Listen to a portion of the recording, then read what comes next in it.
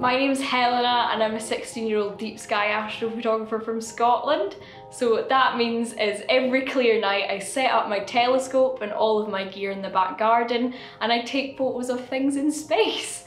I like to document my journey on my YouTube channel so that people can learn from the astrophotography niche, because it is quite a niche and unique hobby, and I like to give out a resource for people to use from if they need help. So my interest in space first started when I was about 7 or 8, and I did a project in primary school on life in space, and it was kind of looking at the prospect that there could be aliens and other planets and stuff like that, and I got really into that. And I got a telescope when I was 10, and it was just a little tiny one and it sat on the windowsill, and I used that to look at the moon's craters. And that kind of sparked my interest, and I was like, okay, I want to take photos of these and I want to share it with other people. And that's when I found out that astrophotography existed, and I started from there basically.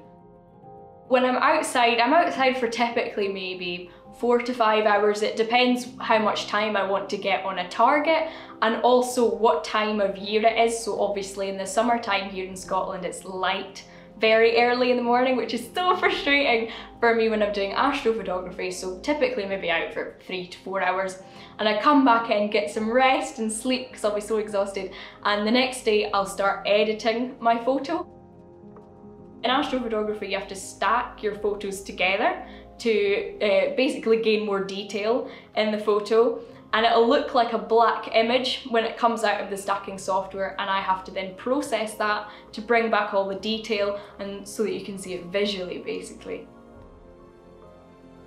So in astrophotography, there's a lot of problem solving that you have to use, and I feel like my problem solving skills have got a little bit better as I've entered the hobby, because there are so many things that could go wrong with the equipment. There's so many, like down to what USB port I'm using if the laptop's not recognizing that, or if the mount's not tracking the sky properly. So many little settings and tweaks that I need to make to get it working perfectly. So when it's a troubleshooting night, it's a troubleshooting night, and that's all I'm going to be doing.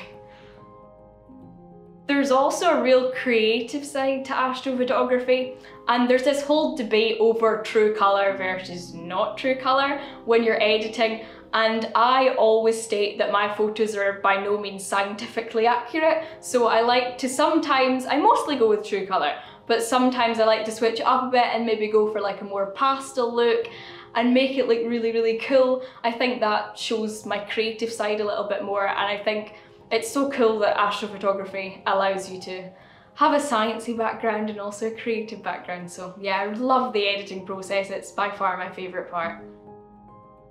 Dumfries and Galloway has Galloway Forest Dark Sky Park, and light pollution is measured on a thing called the Bortle scale. Sounds really weird, but basically if you're in Bortle 9 you've got really high levels of light pollution, so centre of London, and then if you're Bortle 1 you've got no light pollution at all, and Galloway Forest Dark Sky Park's Bortle 1.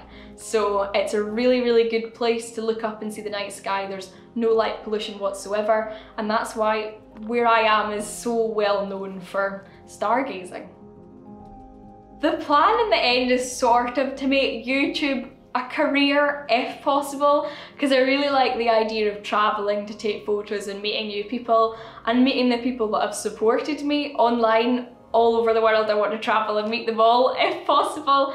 I really want to do loads of things like that, so hopefully if it goes to plan I want to make it into a full-time thing.